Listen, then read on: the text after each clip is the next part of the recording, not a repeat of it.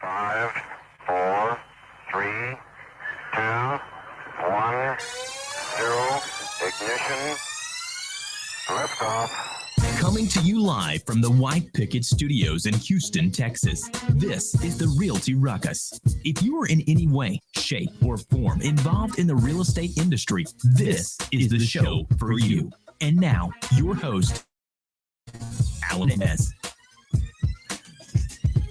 It's Friday morning here at the White Picket Studios. Thank you guys very much for joining us here at Realty Ruckus. We are excited to be here today. Not only is it the weekend, which I know everyone's excited for. Everybody gets a chance to leave early. Most realtors, loan officers, and investors don't work past like 2 or 3 today. They end up like at happy hour and start drinking margaritas right around that time.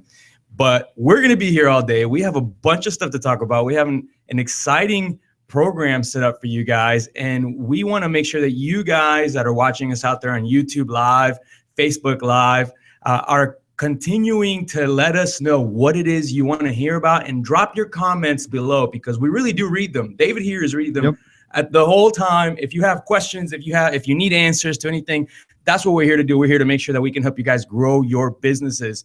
But we want to get started today with the fact that we are just amazed on what's happening. Now, we talked about all the zombies that are walking around, and they just continue to actually increase. I mean, I'm literally seeing people randomly walking now around our building that I've never seen before. And it's incredible, like what's happening with this like new app that's out there. And I know that it's going to spill over here pretty soon. I'm assuming that at some point it's someone's going to go out there and have some magical ideas. So I actually did some research, by the way, and I found that you can now hire a Pokemon Go coach for $20 an hour. What do they do? What do they do for $20? I have no clue, but you can hire a Pokemon Go. Now, keep in mind, I don't play Pokemon Go. You guys are experts, and you guys are probably masters. I'm not by an now. expert by any means. You guys are out there poke catching whatever all day, but I'm not on there yet. I just can't believe that now people are actually quitting their jobs to become, I guess, trainers of some sort. And David, you said you'd sign up if you had the opportunity. $20 an hour, why not? To go out there and just train Pokemon, I'm assuming. Now, the app is free. So the thing is, how is Nintendo making money on this? And they're getting ready to make billions, I'm assuming. Well, right now, Nintendo's stock has risen $7.5 billion just off of the app. And one of the biggest fears of the app, free app. Yeah, it's a free app. And obviously, it's got the in-game purchases just like any other app has. Those sales haven't been as strong as Nintendo expected. But I remember the very first time I looked at the app, I don't have it downloaded, but I've seen other people playing it. And I noticed that these things called Pokestops is where you go and like you re-up on your equipment. Now, before you continue, I got to tell you, we went to El Big Fiesta this week, right? And that was Patton Law Firm's big party. And there, the who's who of real estate was there. I mean, I'm not kidding you. I walk in, there's every builder, every guy that's producing is at this event. And I go to the bar and someone stops me and they're like, "Hey, I love your show, but why do you talk about Pokemon?" I was like, "What do you mean? It's the hottest app that is out there right now. Every zombie out there has it." And now they're getting ready to create Pokestops. No, that already exists. That's in the game. Okay. So, and the way it works is you have to go to these places to re-up. It's part of the game. Yeah. But the very first one I saw, I noticed it was like a Mexican restaurant. And I said, well, that's really interesting. I can see this becoming one of those things where you can pay to make your place a Pokestop and make it more interesting for Pokemon players. And sure enough, Nintendo just announced that they're going to be doing what they call sponsored locations. So they've taken an idea that was, okay, well, we're going to monetize based off of the in-game purchases. And now they're monetizing even further through advertising. It's pretty amazing because this. So now if you want your business to have a bunch of Poke nerds come in, you can actually pay Nintendo Yeah, and the thing is, drop Pokemon in your business, it's and people not will show up. just poking nerds. I mean, and I know you like to say that, but that's just not the reality. This has got to do with a lot of people with nostalgia from the 90s. Are you guys catching this? BB's getting upset because I called him. Oh, I'm not getting upset. I don't care. I just live on camera. I just think that it has a lot more to do with nostalgia. And when we come back, we're about to go into a commercial break. But Nintendo, they bid it on the Wii U. Yeah. I mean, it was a flop. Yeah. And right now they're even though I play Wii U with my kid every day. Yeah, but I mean that's the problem is that Wii U, it really is targeted at young kids, and that's not the audience that they want. Yeah. And so when we come back from the break, I want to look at how Nintendo is making more money off of other things these days. Yeah. Because it's not just the classical ways that they're monetizing anymore. Not to mention that they're changing the virtual reality world, and that's where we're getting ready to get into, and that's how it affects real estate. So when we get back, we're going to talk to you about what they're doing to our business and how this is all going to actually affect what we do every day. We'll be back.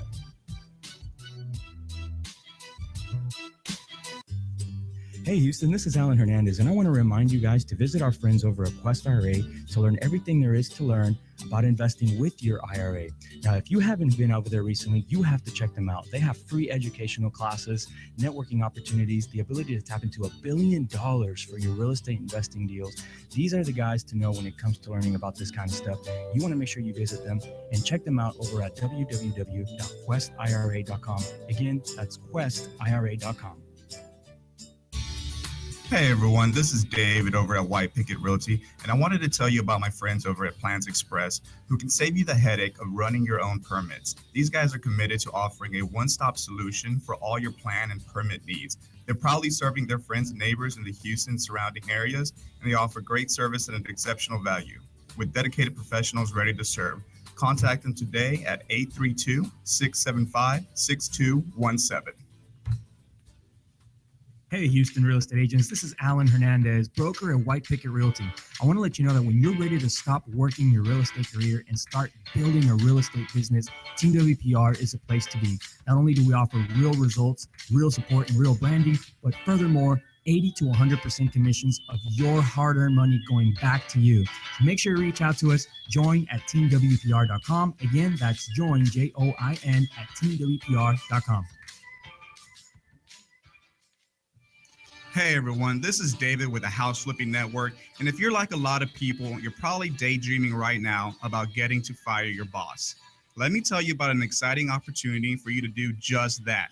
If you've been looking to get into real estate investing or flipping homes, the House Flipping Network provides coaching and consultation services for people looking to grow a real estate investment business. If you're interested in more information, please reach out to me at david@houseflippingnetwork.com.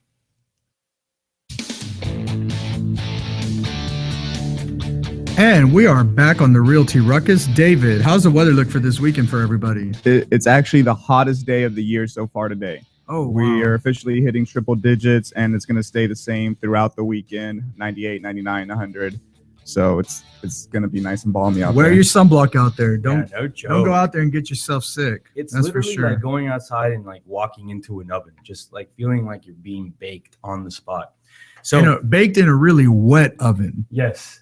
That's what's worse about it. It's like we've created the one giant sauna, or not sauna, steam room here in Houston. It's awful. So our friend George Mata just said that you have a soft spot for Pokemon Go, man. I don't really care. I mean, people can think it's hey, more. George, thank you for joining us. We appreciate it. It's nostalgia for people. I mean, it really nostalgia. is. So they did the right thing. So they threw out this free app, right? Yeah. You can download it for free. Everyone in the world is downloading it now. And then they said, we're getting ready to release a video console that looks just like the one you had when you were growing up. Exactly. So they're releasing this mini version. I mean, it's like a palm-sized version of the original SNES. Yeah. And I still have the original one. They're going to put 30 original games on there, which you can go and you can download emulators and everything for free. Yeah. People have this already. Yeah, you don't need that. But it's the idea of having that device you had growing up as a kid. Yeah. That's what's most amazing is right now Nintendo is making money not off of new clients. No. They're making money off of their old clients. prior existing clients Yes. that maybe haven't played a video game for 15, 20 years. Yes. But as soon as they see that console, they're like, oh man, I used to own that. I want to own that again. That's right. And they go after it, and that's where they're putting their money into. And we can all learn from that. And you know, in the real estate business, we forget sometimes that our best clients are the clients we've already served, the people that we've already done business with. And we forget to go out there and reach back out to them again and say, hey, are you interested in selling again? Or are you interested in buying something new? I mean, most people sell or buy something almost every 7 to 10 years. So imagine if you haven't been keeping up with your people, the people that you've already done business with, you're missing out on that segment. And that's what Nintendo's teaching us right now. They're teaching us that, one, they can change the world. They're revolutionizing things by simply putting out a free app and then finding ways to monetize it. Two, they're going back after their old clients. They're going back after the people that they know them already and aren't gonna have a problem spending. What is this thing gonna cost? 50, 60 bucks? I think it's $60. Yeah. So nobody's gonna have a hard time spending $60 and buying tons of those during Christmas because they're gonna release it this year. Yeah, and it's an easy justification when you think about it.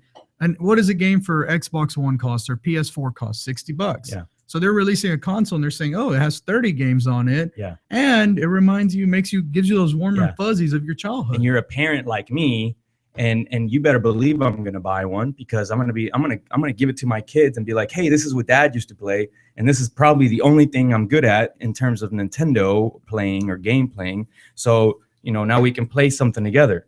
You know, so for sure, they're really well. Sometimes you want to keep the things that are too complicated technologically for the people that can understand the technology. And for those of you who don't know what we're talking about. Are you trying to say I don't understand technology? Oh, no, not you. I'm trying to tell if you're on Facebook, I highly recommend you go to the YouTube channel right now. So we want to teach you guys, we want to show you guys where this is going. And one of the best ways to show you is through a video that we found of grandma trying a virtual reality headset. And by the way, this is where the next step of all of this augmented reality is going. Now, if you're on Facebook, you're going to have to look at the link below and you'll see the link of the video there. You may not be able to actually watch it, but if you're on YouTube, you'll be able to watch this video live, right? Because our producer is going to push it your way. So take a look at this grandma as she tries these virtual reality glasses. Take a look at her reaction. Oh, no.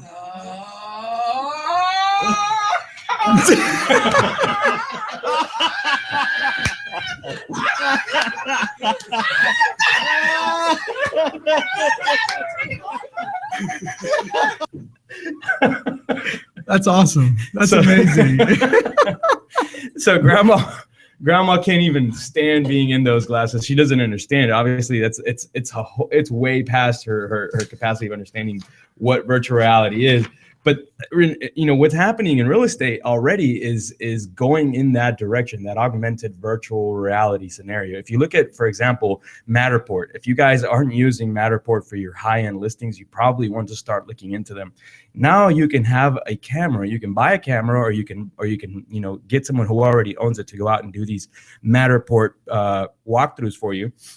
And they're literally 3D, full-on 3D walkthroughs. It's not like your old school where you no, this is like a full 3D walkthrough. Yep. And it's amazing because one of the things that they're adding to it is they're giving you an option to add a virtual reality headset. Mm-hmm. So kind of like the one grandma was freaking out over. Yeah. They're giving people the option. So, I mean, this is revolutionizing every industry. This is not just video games. Imagine if grandma was, living in New York, but wanted to buy a house in Texas. Yeah. And us saying, hey, grandma, that's perfectly cool. Put on your 3D virtual reality glasses and take a look at this listing that I just listed for $1 million, and just you can go ahead and spend some time walking it. And she can literally walk the entire house, in completely different state, and then ask our questions, and we can literally start processing a deal that way. So that's, I think, where all of this is going towards and where it's going to end up eventually. And we, as real estate professionals, have to be ready for this technology. Anytime there's new technology being developed right before our eyes, if we try to fight it, we always end up on the losing end. Somebody always beats you to it. Somebody else will get there faster, and you'll always be the one that kind of missed the ball. But right now, what you guys are seeing is a step in technology that it's going to revolutionize the way houses are bought and sold. And you want to be ahead of that curve and understand it. Understand that, yeah, okay, there's a bunch of poke nerds walking around doing this thing, but what's next after that, and how is that going to affect our business? So, oh, absolutely. And I think that people discount how important this new movement of virtual reality is, and the fact that virtual reality is getting so inexpensive. Yeah. Because this all started as video games, everyone playing video games, doing their thing. And now we're looking at a virtual reality where you're going to be able to walk a house virtually. Yeah. And you got to think of the ultimate expansion of all this. This is something that's been building up since the 80s. Yep. I mean, I don't know who's listening, but I don't know who remembers the Virtual Boy. It was like the first set of 3D virtual reality headset that you would put on, and you could fly like these airplanes that were just made out of red lines. It was horrible back then, but now video quality, picture quality, everything is catching up to this virtual reality world. And I can see scenarios now where you go online for a hotel, for example, you're trying to go on vacation, and it says, take a virtual reality tour of our hotel here. Yeah. And now you can see your entire resort that you're going to be going to. Well, I'm gonna drop a link into our Facebook Live page, and maybe David, you can do the same onto the YouTube, showing you guys what an actual Matterport looks like. And this is literally off of one of the listings that we have over in the Heights. If you haven't actually looked into this technology, you may want to start looking into it, especially for your high-end stuff. It really does impress your clients, but most importantly, the people that are driving by, you can literally have them walk the house immediately. And it's step one in the direction of where all of this is really going. So we're going to continue talking more about this. We have some awesome topics to talk about here shortly in regards to memorandums and how we just made $10,000 for filing one. Talk to you soon. We'll be right back.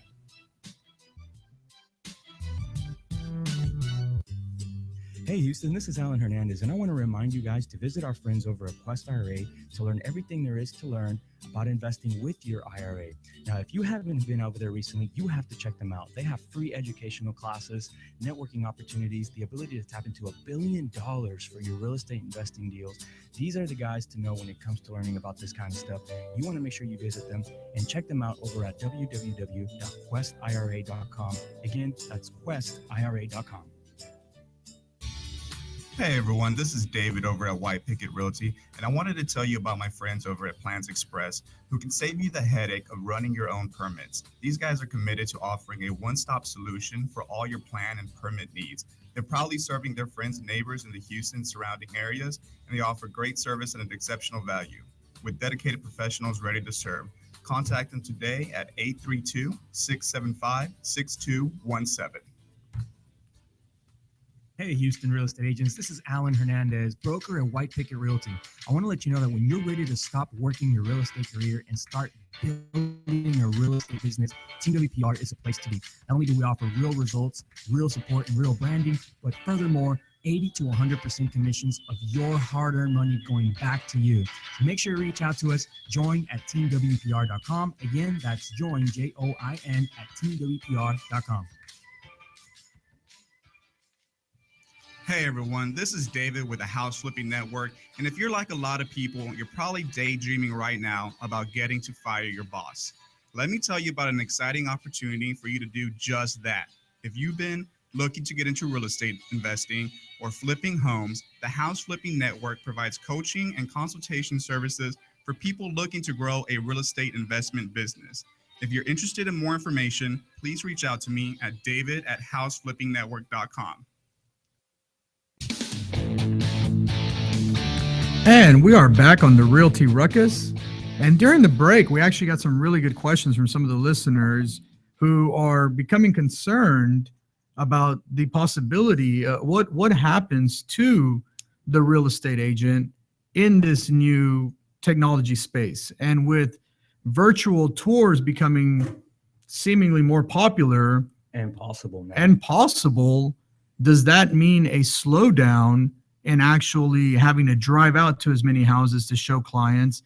And does that mean that you really need the realtor at all? I mean, if the virtual reality is there, why do I need a realtor to come walk me through the house? Well, so what are your thoughts on that? You know, it's crazy because if you really pay attention to how the market has been changing just over the last 10 years, you'll notice that there's a slight push towards getting rid of the realtor.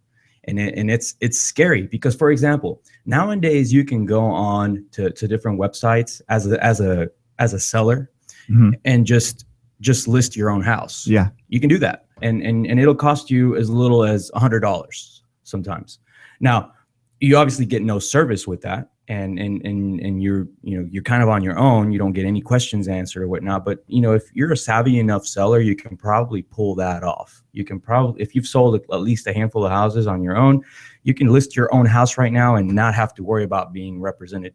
That stinks for us who are in real estate agents per se, who make money from those transactions, because you can tell there's a push for that. Now there's a new website that just popped up where they'll even order the pictures for you, professional pictures for you, and do all the other little stuff. You can get a sign put up.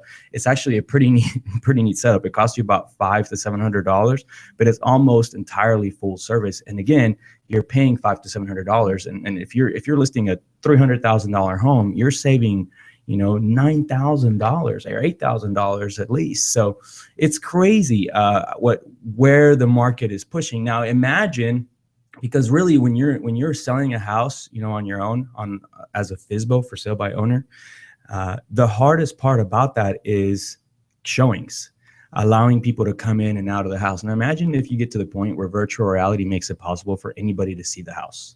That's anybody true. That drives by can text a number or scan a code or whatever, and boom, all of a sudden you can literally. Or you have some other type of augmented reality app where now you can pull up for sale by owners in the area, and you can take a walkthrough, click on the different location. You can be sitting from your house and just walk. Yeah, you can walk 5 or 10 properties and boom. What's incredible is that I can really see buyers latching onto that. Oh, I can see, because it almost feels like sometimes buyers don't want to go and look at 100 houses with their agent. They kind of want to have the ability to look at whatever they want to look at whatever time they want to look at it. Yeah, and as agents, when you're a buyer's agent, the last thing you want to do is show someone 100 houses or even 20 or 30. And sometimes you get those buyers that want to do that. They kind of want to go window shopping first and have no clue what they're buying. And by the time you've gotten to that 5th house, you as a buyer's agent, you're already saying, hey, we need to make up our mind on what we need to see and kind of get to the point, because they're barely deciding what it is that they even want. You're pushing them to make a decision on what they want to see, so you don't waste a bunch of time, effort, and gas. That's your job as an agent. And on the other hand, they're not totally happy that you're probably telling them that, because they want to see 100 houses before they make up their mind. So with virtual reality at play, there's the possibility for them to actually do that. And yeah, it's going to be a game changer. I don't know when. Manuel Mata from our team asked, well, how soon do you think the virtual walkthrough will outnumber actual walkthrough of a home? I'm not sure, but I can tell you that we see from our research, if you pay attention, that there's a lot of realtors that are pushing the age limit of retirement right now. In fact, the vast majority of us are getting to that point where it's going to be time for them to not be able to do this anymore and stop. And they're really kind of being outdated on technology, so they're going to have to end up stopping regardless. And the new set of realtors, which are going to be the millennials that are coming in, who are very technologically sound. And I think it's not only your realtors. I think that you got to think more about buyers. Yeah. Who are the people that are actually buying houses? That's true, because they create the demand. Yeah. And so you've got all these millennials that graduated college. They're in their 2nd or 3rd, maybe even up to their 5th or 6th year of their careers. Mm-hmm. They're getting to a point where, they've got their down payment. They're ready to buy a house, but they're way, way far and beyond where we are. Not we are, but where technology was for realtors. Yeah. So, I mean, I can literally see them popping on a virtual reality headset and going and doing their tours that way. And everything's going that way. When you said somebody came up to the bar and asked you, why do you talk about Pokemon? Well, you got to think about which direction is everything going. Yeah. And if you look at say car buying, that's another major purchase in a person's life. You've seen a lot of commercials, a lot of businesses with apps that make that process a whole lot easier and more convenient. Yeah. Well, and it's funny you mentioned that, because car buying is a perfect example. I mean, I did it myself when I was looking for a car. Back in the old day, you'd find a dealership or 2 or 3 or 4. You had to make a day out of it. And yeah, you had to make an entire day out of going to that dealership, looking at a bunch of different cars, test driving everything, figuring out what you like you said earlier. Sometimes you're not even sure when you get to the dealership what it is that you exactly want. And I know that when I was car shopping recently, all I did was went online, looked at a few cars, found a dealership that had a selection of that one that I liked, went and looked at it. Less than an hour, I was in and out. I mean, it's not what it used to be. And houses are catching up. I think it's slow. Yeah. I don't see this being in November, everyone is now virtual type thing. Don't worry too much about being out of a job in the next year or so, guys, if that's what you're worried about. But I can tell you that we are seeing a trend in that direction, and we should be prepared. We should know that that's where it's going. Start positioning yourself now so you're ahead of the curve instead of kind of drowning in it by the time it's done past you. Which is usually what happens to most people. Yep. They're reactive instead of proactive. So now is the time, if you're in real estate, to understand how to do these things. If you're not using things like Matterport, you're behind. Get with it. Call someone here in town. I can tell you, I can refer several people who do them for us. Specifically, one guy who's been doing most of them for us here lately, and he can literally go out there and knock them out. And it's a couple $100. It's not a big deal. But if you're doing it on a high end list, this listing here is $800,000. It's totally worth the expense because it's going to help you market that property. And people are going to get a chance to see it. And right now, it's kind of funny that we mentioned all this. We have had people from other states literally look at this house and love the fact that they can virtually walk it. And I've gotten that feedback from them. Oh man, this place is awesome. I can't believe how easy it was to actually see what it looked like. Yeah. Instead, pictures can be deceiving. Very deceiving. If you have a good photographer, you can make the most horrible house look great. So sometimes those are just enough to pique interest, but then they want to see more. What's next? So anyway, let's close out our poke talk, because I know we can go on and on and on about this, but I do want to tell you guys a real quick story on how we just made $10,000 off a memorandum of contract. Now, I'm sure most realtors, loan officers out there have never heard of this, but if you're an investor, you at least should have spoken to someone. Your mentor should have told you about this. Someone should have at least briefed you on what memorandum of contracts are. Unfortunately, our resident attorney, Ashley, got caught in traffic this morning, so he's not going to be able to make it. But I'm going to tell you guys a really, really cool thing that just happened.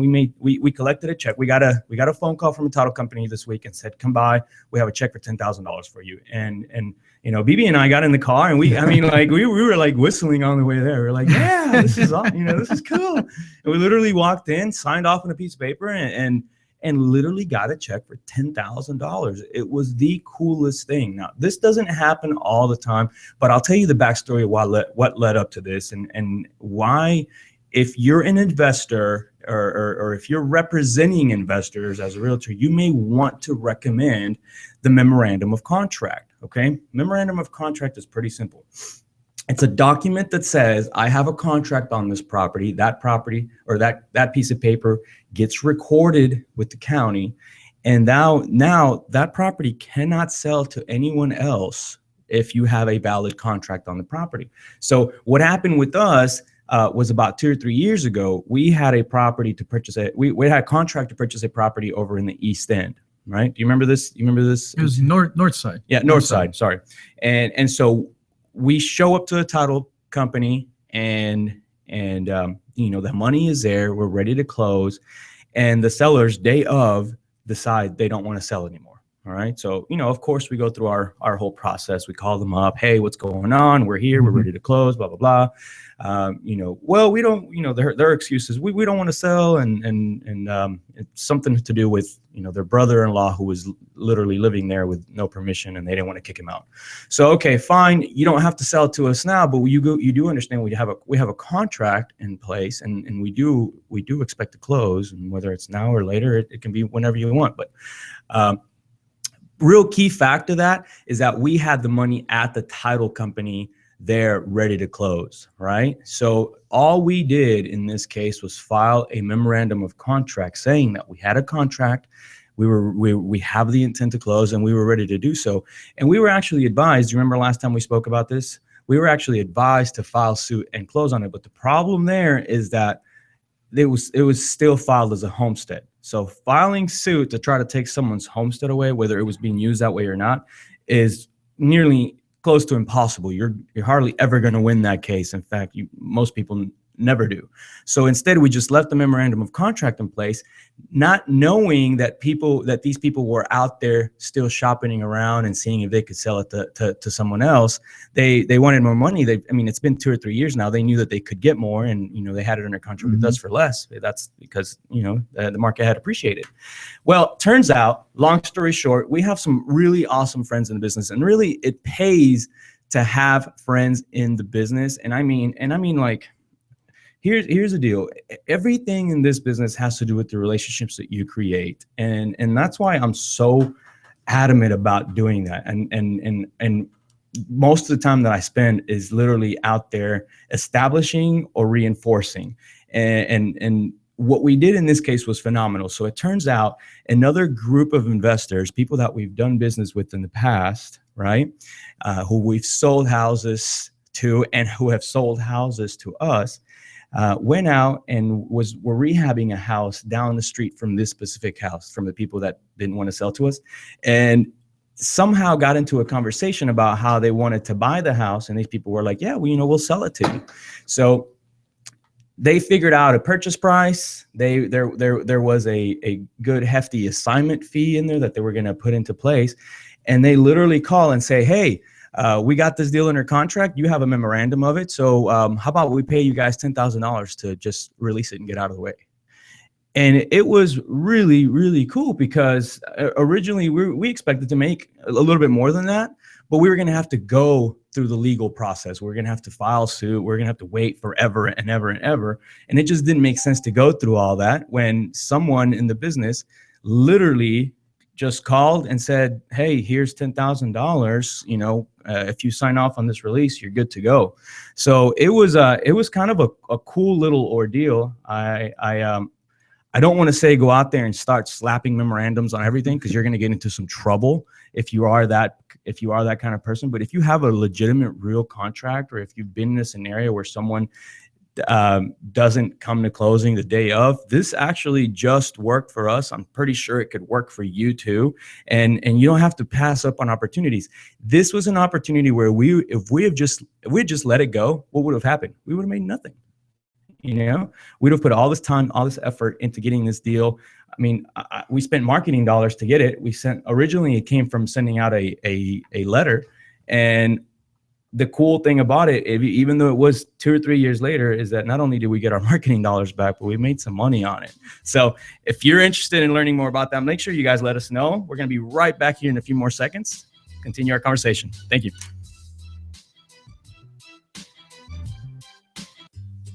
Hey Houston, this is Alan Hernandez, and I want to remind you guys to visit our friends over at Quest IRA to learn everything there is to learn about investing with your IRA. Now, if you haven't been over there recently, you have to check them out. They have free educational classes, networking opportunities, the ability to tap into $1 billion for your real estate investing deals. These are the guys to know when it comes to learning about this kind of stuff.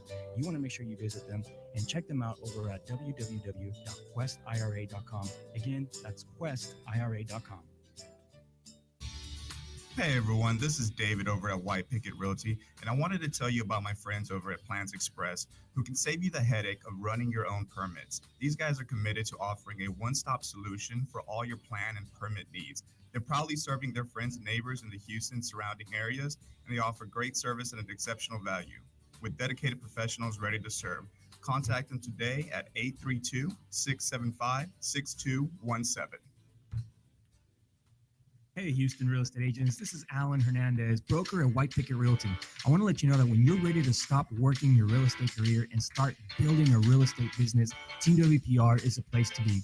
Not only do we offer real results, real support, and real branding, but furthermore, 80 to 100% commissions of your hard-earned money going back to you. So make sure you reach out to us. Join at teamwpr.com. Again, that's join, Join, at teamwpr.com. Hey everyone, this is David with the House Flipping Network. And if you're like a lot of people, you're probably daydreaming right now about getting to fire your boss. Let me tell you about an exciting opportunity for you to do just that. If you've been looking to get into real estate investing or flipping homes, the House Flipping Network provides coaching and consultation services for people looking to grow a real estate investment business. If you're interested in more information, please reach out to me at david@houseflippingnetwork.com.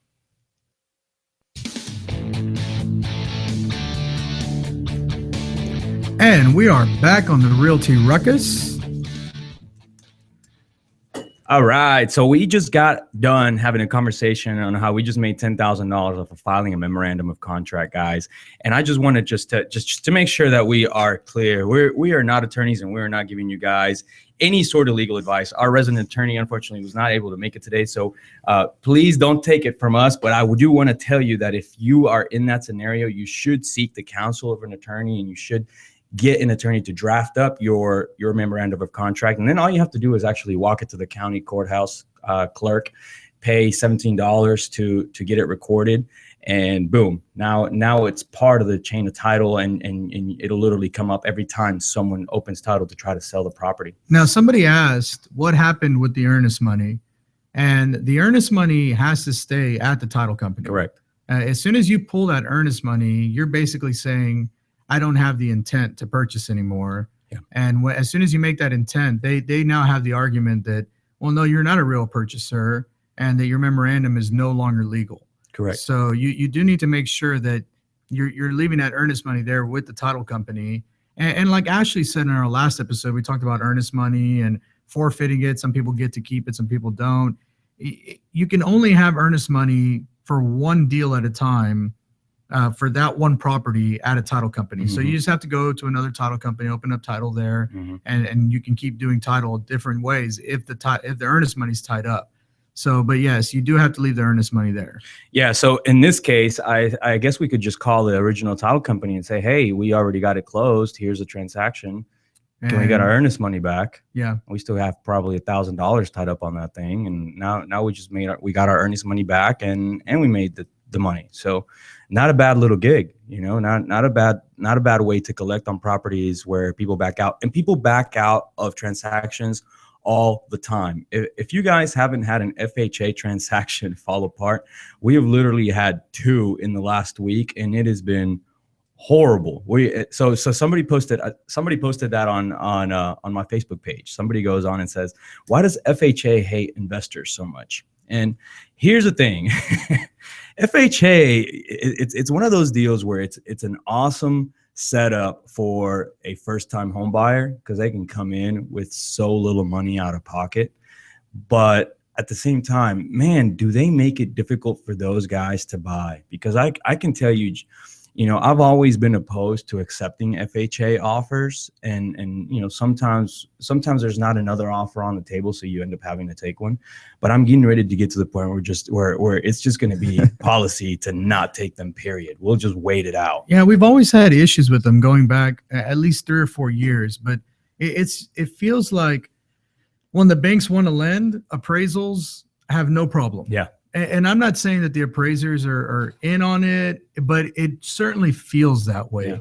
Because when lending is easy, appraisals come in, no problem. And then all of a sudden you start having these issues where you get all of these low appraisals and you can't close on the property, and that's really frustrating, because the person can now, in the new clause, they can just back out. Yeah. You don't even have to negotiate. Okay, well, I'll lower the sales price. No. It doesn't appraise. They can just back out. If you look at your third-party financing addendum section, was it D?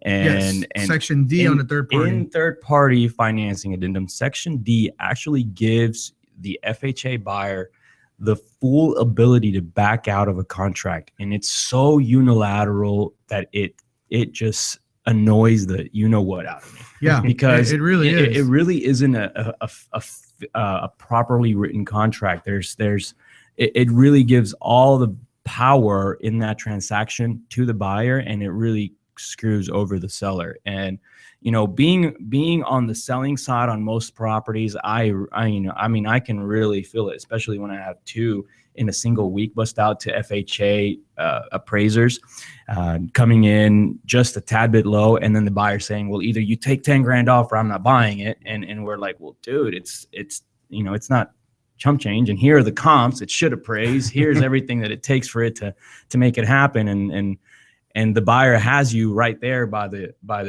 cojones and ready and can back out at any moment. And in this case, unless we drop the price, they did. So.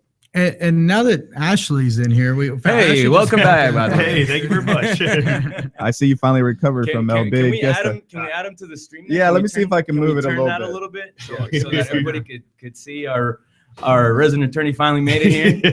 Was traffic bad? You have to run over some cars. Traffic was bad. I left my McDonald's at the McDonald's counter. Oh, there you go. Keep going a little bit more. Oh, there you go. Hey.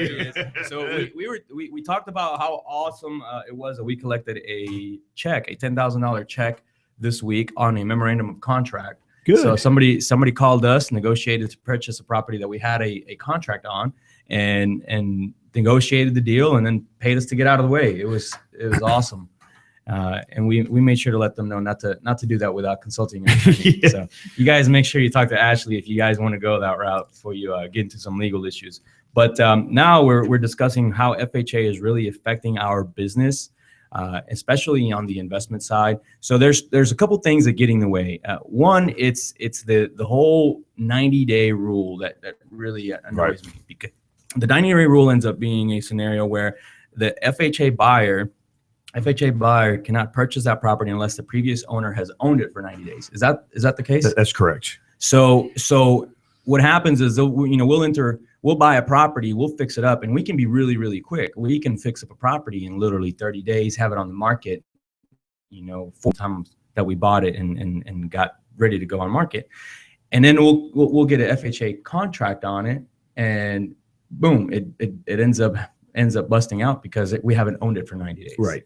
So then we have to find ways around that. That makes it really, really tricky. And the last thing we want to do is start messing around with FHA and get into trouble later. So we end up usually having to just let those go. Then there's the other issue we've been having. There's the issue of, okay, this is an investment property, so the first appraisal will come in perfect. Right. The second appraisal won't, and they always require a second appraisal. And the second appraisal, for some reason, ends up being more stringent. I'm not sure why. Well, that's what I'm saying. I'm not saying that the appraisers are being told by the banks what to do, but it certainly feels like that sometimes, because it's like whatever the bank feels that the property's worth, the appraisal always comes in somewhere in that range. Yeah. And it's like, wait a minute, did you even look at the comps? And you'll send the appraiser the comps, and they'll always have some excuse on why they didn't utilize those and they utilized other ones. It's extremely frustrating with FHA. So a lot of it is to do with the vendor management companies. I mean, the vendor management companies are owned at least somewhat by the bank. Yeah. And once you start peeling back the layers of ownership, it's amazing how the bank owns stock ownership of it. Because whenever they passed this new law about the appraisal management company, all the appraisers were forced to take $7,500 less if they wanted to be on line with this appraisal management company. Wow. So by the appraisal management company being owned partially by the banks, partially by the lenders, what's happening is now the bank has an extra cushion. Yeah. And that's what they're doing. Yeah. So they're not necessarily padding their pockets, but they are minimizing the risk by saying, hey, I'm going to need you guys to be a little bit more stringent. Exactly. On these. And well, who ends up taking the hit? I guess the sellers ends up the sellers do, and it really creates a lot of frustration on everyone's end. In this case, the both realtors, our realtor is representing us who listed our property, one of our team members, and then the buyer's realtor who I'm sure has spent countless hours. This is probably the 30th home that he's shown to this buyer, and now it busts out after being under contract for 45 days, and just because it didn't appraise it. Right. I mean, even if it didn't bust out, I mean, the still commission is less on the amount of money. So it's unfortunately, the pendulum with the government doesn't swing halfway. Yeah. It swings all the way back left to the right. It just cuts off everything in its path. Yeah. No, it's totally true. and it stinks because we on the investment end and on the real estate brokerage end, we always want to give preferential treatment to first-time home buyers because we understand the nostalgia behind buying your first home and what all of the emotions that go into that. We get that. We want to take part in that. We take pride in being part of that. But I can tell you that when it starts cutting into your Bottom line. it really stinks, man. And you have no choice but to say, you know what? Maybe my next home, I'm just not going to accept FHA offers just because I'm sick of doing this. Unfortunately, anybody with financing is probably going to do an FHA loan. Yeah. I mean, as it is now. So it just shows when you get a cash offer, take it. even if it's a little bit less, a cash offer is always king. Cash is king. You're so right about that. We've run into that situation in the past where we'll get a really, really high FHA offer, and we're sitting there going, no, don't do it. Don't sign it. Yep. And it feels like always right when you sign it, 10 minutes later, you get all cash offer that comes in. That's so funny that you mentioned that. So one of our buddies, Chris Johnson, just posted about that. And I saw that on Facebook. Yeah, did you see that? Yeah. He posted that he accepted a contract. $4,000. Yeah, literally like hours or something later, he gets a full price, cash offer ready to close. It always happens. And It's like no doubt about it. It always happens. We have been there, man. We have been there, and it's one of those deals where you just want to pull your hair out. You're just like, why did I do it? Why did I sign it? Once it's signed, it's done. Exactly. Once it's signed, it's done. You cannot go back. You cannot, change. So we've been there, man. It stinks. And by the way, Chris, if you're watching, thanks for sharing that, man, because I know you're not the only one. In fact, even if you've been in this business for a while, it happens to the best of us, no matter what. And for us, heck, it just happened to us twice, just this month on 2 investment properties. So we know what it's like. So I can put on my listing, no FHA offers allowed. You could do that, but it would substantially minimize the amount of buyers. I mean, you could put on there cash offers only required. And the only thing you don't want to do is you don't want to put on there no VA offers because it means you're un-American. Yeah. Okay. So, you can say no FHA, you can say no conventional, you could say, only cash offers. Yeah. The problem is every time you minimize it, you minimize the amount of people it can buy. That's true. And the thing is, on the listing, you can actually click what kind of financing will be accepted. Right. But realtors hardly ever read that. I don't know if you ever noticed. Nobody ever reads the little fine details. So I think it's important for you guys to know what's happening out there in the market. And we're going to continue our conversation here in just shortly because we got some other interesting scenarios to toss your way. We'll be right back.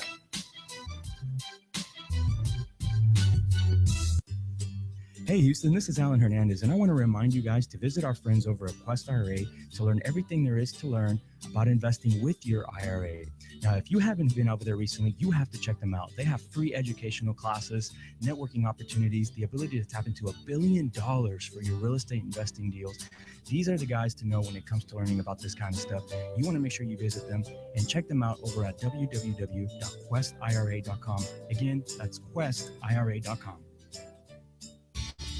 Hey everyone, this is David over at White Picket Realty, and I wanted to tell you about my friends over at Plans Express who can save you the headache of running your own permits. These guys are committed to offering a one-stop solution for all your plan and permit needs. They're proudly serving their friends and neighbors in the Houston surrounding areas, and they offer great service and an exceptional value. With dedicated professionals ready to serve, contact them today at 832-675-6217. Hey, Houston real estate agents. This is Alan Hernandez, broker at White Picket Realty. I want to let you know that when you're ready to stop working your real estate career and start building a real estate business, Team WPR is a place to be. Not only do we offer real results, real support, and real branding, but furthermore, 80 to 100% commissions of your hard-earned money going back to you. So make sure you reach out to us. Join at teamwpr.com. Again, that's join, JOIN, at teamwpr.com. Hey everyone, this is David with the House Flipping Network. And if you're like a lot of people, you're probably daydreaming right now about getting to fire your boss. Let me tell you about an exciting opportunity for you to do just that. If you've been looking to get into real estate investing or flipping homes, the House Flipping Network provides coaching and consultation services for people looking to grow a real estate investment business. If you're interested in more information, please reach out to me at david@houseflippingnetwork.com. And we are back on the Realty Ruckus. Ashley finally made it in studio, so he's going to be answering some of the legal questions that we had set up for him, which is pretty exciting. We have some really good stuff.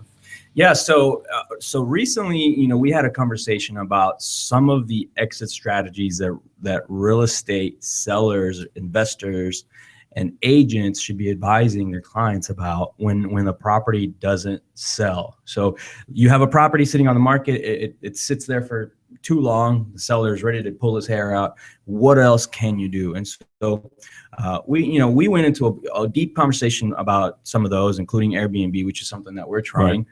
But it was interesting that someone in our thread mentioned, well, what about doing lease options? And we stay away from those. We have always stayed away from those just because of the complications. What are lease options like nowadays? Well, a lease option is simple. A lease with an option to purchase at a certain price. So it's kind of like an option contract. You enter into a lease, and if you agree to exercise the option, you agree to buy the property. Now, the good thing about a lease option is the buyer has the right but not the obligation to purchase. And the seller, and hopefully will have a tenant who wants to buy the property, so it could be good for the seller.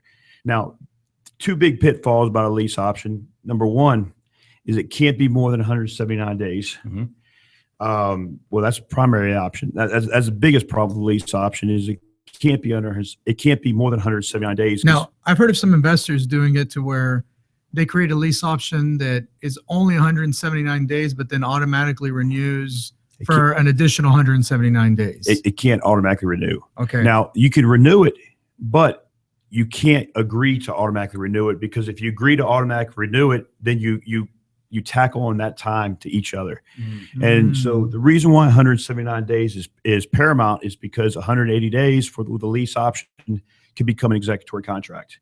Now, per the laws of an executory contract, there are probably about 25 points of disclosure that you need to do. You need to do annual accounting for the buyer. Every time they make a payment, you need to track of that. And if failure to do that, if you do two or more of those a year, failure to do that could subject you to $250 a day liquidated damages. Wow. I'm actually litigating a case right now in Austin about this. My client is a 65-year-old realtor. Now, in 2004. So you're representing the seller or the realtor? Right. I'm the seller and the realtor. Okay. Yeah. Okay. So she is a realtor, but she bought a house. Well, what happened was that she was a realtor, and this Hispanic family couldn't qualify. So she's like, well, hey, I'll buy the house, and then I'll turn around and flip it to you, and then you just pay me. So she was doing them a huge favor. Doing him a great favor because they couldn't qualify. And so they bought, and it wasn't a big house. We're talking about a $150,000 house. So 2006, $150,000 house. Now, the father and the mother, they paid clockwork to 2011. Then they either got deported or they left, leaving their family. Now, their family turned around and said, well, I can't make the $1,500 a month payments, so I can only make $1,100 payments. And she's like, okay, fine. Because the father already abandoned the contract, so she thought. And so the kids paid the $1,100 for the next 4 years.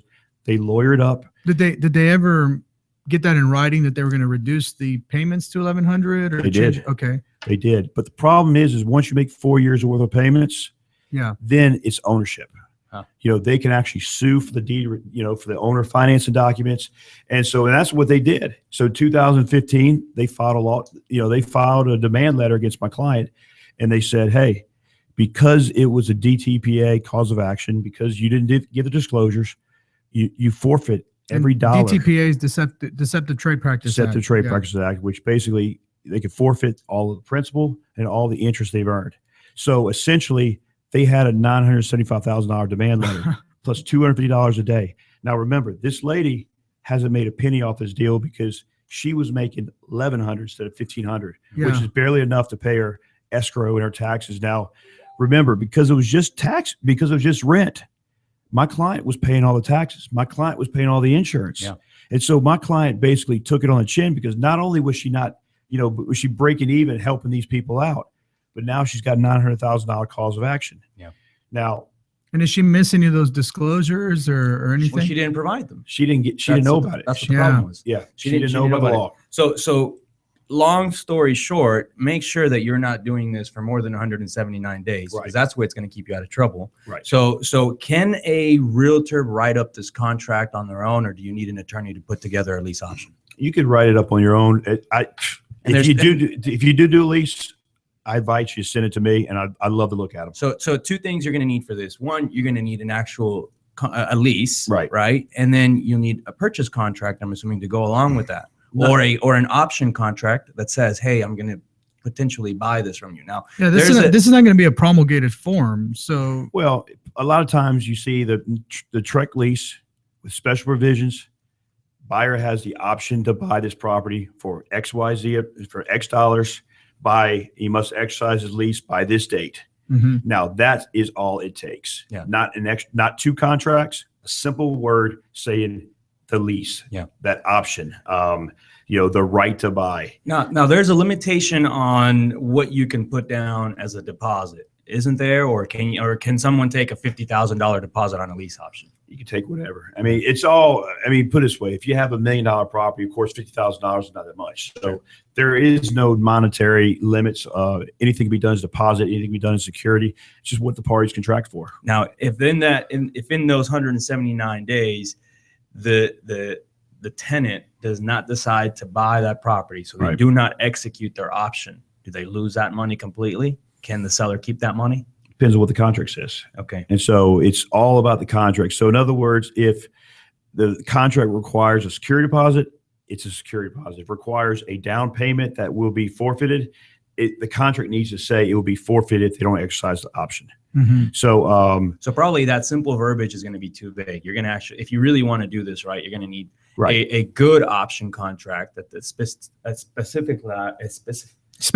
Help me out here, producer. Specifies timing, how much, what happens if, all that stuff. So maybe an attorney would be good here. Attorney would be great here because, quite frankly, it's the seller wants the buyer to put in a lot of skin in the game, right? Yeah. And the buyer wants the seller not to renege on all of his money. So obviously, both sides have a reason to have an attorney write the contract, because if you leave it blank, who gets what? That's true. I don't know. Yeah. Nobody knows. And that's the problem, is then you have to start arguing about that, and you get into some litigation. And I'm just curious, going back to the client that you're representing, is this a scenario where she could potentially lose the house completely? Absolutely. In fact, they're still paying rent right now, but lawsuit's been filed, and she could lose the house, because what they're trying to do is they're trying to get the house free and clear. Because remember, it's complete forfeiture of all principal and interest, plus $250 a day penalties. So the attorney has basically offered us to say, hey, to get out of the suit, sign over the house free and clear. And I'm like, no. Well, how is that possible if she's got a mortgage on it? That's the whole point. Yeah. My clients could still pay the mortgage because she still owes Wells Fargo $90,000. So she's still on the hook for the Wells Fargo mortgage. So she'll be paying for a house that they're living in. That's what they're recommending right now. Right. Wow. That they want my client to walk away, continue paying the mortgage, and they get a free and clear house. It's so abusive, but it shows you that. Yep. And there's attorneys out there fighting on behalf of people like that. And is that something like they had to think about and go to attorney, or is there attorneys that are going to be soliciting them saying, hey, you're in the lease option, maybe it wasn't done right, let me take a look at your paperwork? Put it this way, personal injury is not like it used to be. Now our attorneys are flocking towards HOA litigation and litigation like this. Home equity loans, illusionary sales. For instance, if I bail somebody out, they don't move out of the house, they sign over the warranty deed to me, I fix the property up, and then I sell the property. Well, now the seller who never left the house, he's going to say, hey, that warranty deed violates my homestead. Now, basically that person gets a free and clear home because the investor tried to help him out. Yeah. Wow. No good deed goes unpunished. Yeah. More of the story. You've said that before, and more it seems like you really have to protect yourself on the investor side when you're doing things like Right, that. especially when you're doing good deeds for someone. 'Cause Right. You can definitely get in trouble. Do we have any other funny things or I'm sorry, events happening this weekend? I know that we want to talk about that right before our show ends when we don't have a lot of time left, but maybe we can cover some of that. Yeah, this weekend, ongoing, we have the Ringling Brothers and Barnum and Bailey Circus that's going on this weekend at NRG Stadium. Other than that, it looks like a bunch of concerts. And Saturday, the Houston Dash versus the Portland Thorns, Houston Roller Derby at the Revention Music Center. Not anything much I can see that's too exciting. It is going to be 110 degrees Yeah. out there this weekend. So make sure you guys are in somewhere that has some AC. Don't forget that on July 28th, we have a phenomenal event happening through NAREP. If you haven't heard of NAREP, it's the National Association of Hispanic Real Estate Professionals, and yours truly is the event coordinating chair of the Houston chapter. So I'm working together with some of the top agents here in town, top loan officers here in town, putting together this event to show you how to create your own real estate team. And that's whether you're a lender, you're a realtor. The fastest way to get to double, triple, quadruple your income is to create a team from the beginning and have them help you do the things that you need to be doing every day, and you focus on what you're best at. So make sure you reserve the date. That's July 28th. It starts at 5 p.m. We'll post some more information about that below. Until next week, we will thank you guys for joining us here at Realty Ruckus. Thank you. And have a great weekend. Yeah, thanks so much, guys. We'll see you all on Bye, guys. Tuesday.